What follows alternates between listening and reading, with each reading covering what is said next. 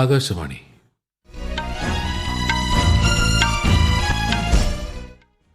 നമസ്കാരം. വാർത്തകൾ വായിക്കുന്നത് സുധിൻ സൈനുദ്ദീൻ.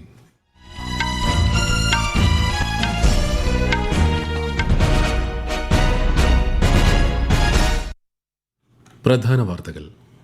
ഇന്ത്യൻ വിമാന കമ്പനികളെ പിന്തുണയ്ക്കുന്നതിനായി 10,000 കോടി രൂപയുടെ ഏവിയേഷൻ ടർബൈൻ ഇന്ധന വിലസ്ഥിരത നിധിക്ക് കേന്ദ്രമന്ത്രിസഭ അംഗീകാരം നൽകി. കുവൈത്ത് അന്താരാഷ്ട്ര വിമാനത്താവളത്തിന് നേരെ ഇറാൻ നടത്തിയ ഡ്രോൺ ആക്രമണത്തിൽ ഇന്ത്യൻ പൗരൻ കൊല്ലപ്പെട്ടു. കർണാടകയിൽ DK ശിവകുമാർ മുഖ്യമന്ത്രിയായി സത്യപ്രതിജ്ഞ ചെയ്ത് അധികാരമേറ്റു. 12 മന്ത്രിമാരും സത്യപ്രതിജ്ഞ ചെയ്തു. തിരഞ്ഞെടുപ്പ് പ്രചാരണങ്ങളിലെ മാധ്യമ ഇടപെടലുകളെക്കുറിച്ചുള്ള അന്താരാഷ്ട്ര സമ്മേളനത്തിന് ന്യൂഡൽഹിയിൽ തുടക്കമായി. അമേരിക്ക നിർദ്ദേശിച്ച അധിക ഇറക്കുമതി നികുതി വിഷയത്തിൽ ഇന്ത്യ-US ചർച്ചകൾ തുടരുന്നതായി കേന്ദ്ര വാണിജ്യ മന്ത്രാലയം. കേരളത്തിൽ തെക്ക് പടിഞ്ഞാറൻ കാലവർഷം നാളെ എത്തിയേക്കുമെന്ന് കേന്ദ്ര കാലാവസ്ഥാ വകുപ്പ്. സംസ്ഥാനത്ത് ശക്തമായ മഴയ്ക്ക് സാധ്യത. കേരള, കർണാടക, ലക്ഷദ്വീപ് തീരങ്ങളിൽ മത്സ്യബന്ധനത്തിന് വിലക്ക്. വാർത്തകൾ വിശദമായി. പ്രധാനമന്ത്രി നരേന്ദ്രമോദി ഇന്ന് രാഷ്ട്രീയ സ്വതന്ത്ര പാർട്ടി ഓഫ് നേപ്പാൾ അധ്യക്ഷൻ റാബി ലാമിച്ചാനയുമായി ന്യൂഡൽഹിയിൽ കൂടിക്കാഴ്ച നടത്തി. ഇന്ത്യയുടെ അയൽപ്പക്കം ആദ്യം എന്ന നയത്തിന് കീഴിലെ സുപ്രധാന പങ്കാളിയാണ് നേപ്പാൾ എന്ന് പ്രധാനമന്ത്രി സമൂഹമാധ്യമത്തിൽ കുറിച്ചു. സമൃദ്ധവും പങ്കാളിത്തത്തിൽ അധിഷ്ഠിതവുമായ ഒരു ഭാവിക്കായി ഒരുമിച്ച് പ്രവർത്തിക്കാനുള്ള ശ്രീ ലാമിച്ചാനയുടെ താൽപര്യത്തെ പ്രധാനമന്ത്രി സ്വാഗതം ചെയ്തു. ഇന്ത്യൻ വിമാന കമ്പനികളുടെ ആഭ്യന്തര അന്തർദേശീയ സർവീസുകളെ പിന്തുണയ്ക്കുന്നതിനായി 10,000 കോടി രൂപയുടെ ഏവിയേഷൻ ടർബൈൻ ഇന്ധന വിലസ്ഥിരതാ നിധിക്ക് കേന്ദ്രമന്ത്രിസഭ അംഗീകാരം നൽകി. വ്യോമയാന ഇന്ധന വില സ്ഥിരതപ്പെടുത്താൻ ഇതിലൂടെ സാധിക്കുമെന്ന് കേന്ദ്രമന്ത്രിസഭാ യോഗ തീരുമാനങ്ങൾ വിശദീകരിച്ചുകൊണ്ട് കേന്ദ്രമന്ത്രി അശ്വിനി വൈഷ്ണവ് പറഞ്ഞു. വ്യോമയാന മേഖലയിലെ ഏകദേശം 77 ലക്ഷം പേർക്ക് തൊഴിൽ സുരക്ഷ ഉറപ്പാക്കാൻ തീരുമാനം സഹായിക്കുമെന്നും അദ്ദേഹം വ്യക്തമാക്കി.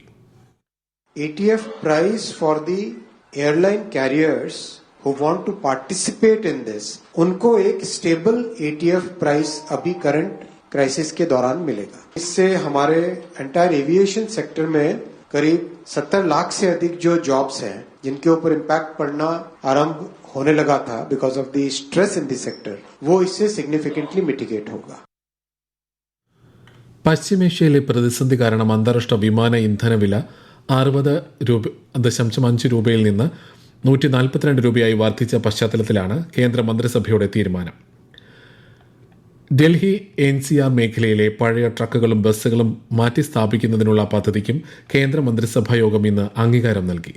ഡൽഹി, ഹരിയാന, രാജസ്ഥാൻ, ഉത്തർപ്രദേശ് എന്നീ സർക്കാരുകളുമായി സഹകരിച്ചാണ് പദ്ധതി നടപ്പിലാക്കുക. വായുമലിനീകരണം കുറയ്ക്കുന്നതിനും സുസ്ഥിര ഗതാഗതം പ്രോത്സാഹിപ്പിക്കുന്നതിനുമാണ് പദ്ധതി ലക്ഷ്യമിടുന്നതെന്ന് കേന്ദ്രമന്ത്രി അശ്വിനി വൈഷ്ണവ് പറഞ്ഞു. ഒഡീഷയിലെ രാമേശ്വർ മുതൽ പാരദീപ് വരെ 163 കിലോമീറ്റർ ദൈർഘ്യമുള്ള പുതിയ തീരദേശ ഹൈവേ നിർമ്മാണത്തിനും കേന്ദ്രമന്ത്രിസഭ അംഗീകാരം നൽകി. 8,300 കോടി രൂപയിലധികം ചെലവിലാണ് പാത നിർമ്മിക്കുക. കുവൈത്ത് അന്താരാഷ്ട്ര വിമാനത്താവളത്തിന് നേരെ ഇറാൻ നടത്തിയ ഡ്രോൺ ആക്രമണത്തിൽ ഇന്ത്യൻ പൗരൻ കൊല്ലപ്പെട്ടു. നിരവധി പേർക്ക് പരിക്കേൽക്കുകയും ചെയ്തു. ഇന്ന് പുലർച്ചെ ഉണ്ടായ ആക്രമണത്തിൽ പ്രധാന ടെർമിനലിന് വൻ നാശനഷ്ടമുണ്ടായതിനെ തുടർന്ന് വിമാന സർവീസുകൾ താൽക്കാലികമായി നിർത്തിവെച്ചു. സിവിലിയൻ കേന്ദ്രത്തിന് നേരെയുള്ള ആക്രമണം അന്താരാഷ്ട്ര നിയമങ്ങളുടെ ലംഘനമാണെന്ന് കുവൈത്ത് വ്യക്തമാക്കി. ഹോർമൂസ് കടലിടുക്കിലെ US ഉപരോധം ലംഘിക്കാൻ ശ്രമിച്ച എണ്ണക്കപ്പലിന് നേരെ അമേരിക്കൻ സൈന്യം നടപടിയെടുത്തതാണ് മേഖലയിൽ സംഘർഷം രൂക്ഷമാക്കിയത്. കർണാടകയുടെ 25ാമത് മുഖ്യമന്ത്രിയായി കോൺഗ്രസ് നേതാവ് DK ശിവകുമാർ ഇന്ന് സത്യപ്രതിജ്ഞ ചെയ്തു. ബംഗളൂരുവിൽ നടന്ന ചടങ്ങിൽ ഗവർണർ തവർചന്ദ് ഗെലോട്ട് സത്യവാചകം ചൊല്ലിക്കൊടുത്തു.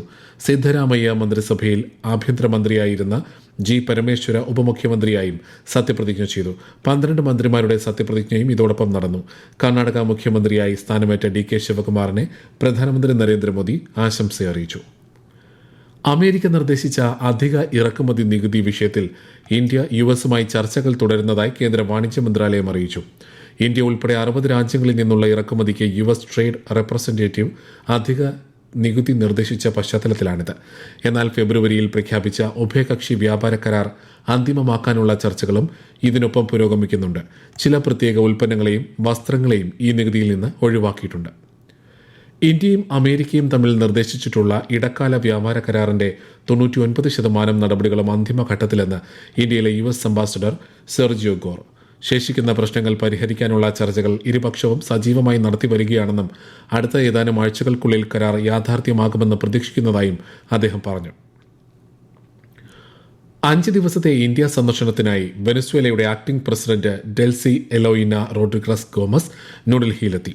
പ്രധാനമന്ത്രി നരേന്ദ്രമോദിയുമായി വെനസ്വേല പ്രസിഡന്റ് ഉഭയകക്ഷി കൂടിക്കാഴ്ച നടത്തും. ഇന്ത്യ വെനസ്വേല സഹകരണം, ഊർജ്ജ സുരക്ഷ, വ്യാപാരം, നിക്ഷേപം, ഫാർമസ്യൂട്ടിക്കൽസ് തുടങ്ങിയ വിഷയങ്ങൾ ചർച്ചയാകും. ഈ വാർത്തകൾ ആകാശവാണിയിൽ നിന്ന്. ആകാശവാണി വാർത്തകളും വാർത്താ അധിഷ്ഠിത പരിപാടികളും all India radio news Thiruvananthapuram YouTube ചാനലിലും @all India radio news Thiruvananthapuram Facebook പേജിലും AIR ന്യൂസ് _ ഇൻസ്റ്റഗ്രാം അക്കൌണ്ടിലും @AIR ന്യൂസ് _ TVM X ഹാൻഡിലും ലഭ്യമാണ്. 2025 ദേശീയ പഞ്ചായത്ത് അവാർഡുകൾ കേന്ദ്രമന്ത്രി രാജീവ് രഞ്ജൻ സിംഗ് ഇന്ന് ന്യൂഡൽഹിയിൽ വിതരണം ചെയ്തു. ആലപ്പുഴ ജില്ലയിലെ ഹരിപ്പാട് മികച്ച ബ്ലോക്ക് പഞ്ചായത്തിനുള്ള പുരസ്കാരം കരസ്ഥമാക്കി. അടിസ്ഥാന സൌകര്യ വികസന രംഗത്തെ മികവിന് കോട്ടയം മേലുകാവ് ഗ്രാമപഞ്ചായത്തും ആരോഗ്യമേഖലയിലെ നേട്ടങ്ങൾക്ക് പത്തനംതിട്ടയിലെ നിരണം ഗ്രാമപഞ്ചായത്തും പുരസ്കാരത്തിന് അർഹമായി. തിരുവനന്തപുരത്തെ ഒറ്റൂർ ശിശു സൌഹൃദ വിഭാഗത്തിൽ 3ാം സ്ഥാനവും സ്വന്തമാക്കി. ഇന്തോനേഷ്യ ഓപ്പൺ ബാഡ്മിന്റണിൽ ചൈനയെ അട്ടിമറിച്ച് ഇന്ത്യയുടെ ആയുഷ് ഷെട്ടി 2ാം റൌണ്ടിൽ കടന്നു. മിക്സഡ് ഡബിൾസിൽ ഇന്ത്യയുടെ രോഹൻ കപൂർ ഋത്വിക ഗഡെ സഖ്യം ചൈനീസ് സഖ്യത്തെ പരാജയപ്പെടുത്തി. എന്നാൽ പുരുഷ ഡബിൾസിൽ സാത്വിക് സായിരാജ് റെങ്കിറെഡ്ഡിക്ക് പരിക്കേറ്റതിനെ തുടർന്ന് സാത്വിക് ചിരാഗ് ഷെട്ടി സഖ്യം മത്സരത്തിൽ നിന്ന് പിന്മാറി. തിരഞ്ഞെടുപ്പ് പ്രക്രിയകളിലെയും പ്രചാരണങ്ങളിലെയും ആഗോള മാധ്യമ ഇടപെടലുകളെയും നൂതന രീതികളെയും കുറിച്ചുള്ള ദ്വിദിന അന്താരാഷ്ട്ര കോൺഫറൻസിന് ന്യൂഡൽഹിയിൽ തുടക്കമായി. ആഗോളതലത്തിലെ മികച്ച തിരഞ്ഞെടുപ്പ് മാനേജ്മെന്റ് രീതികൾ ക്രോഡീകരിക്കുകയാണ് സമ്മേളനത്തിന്റെ ലക്ഷ്യം. വിശദാംശങ്ങളിലേക്ക്.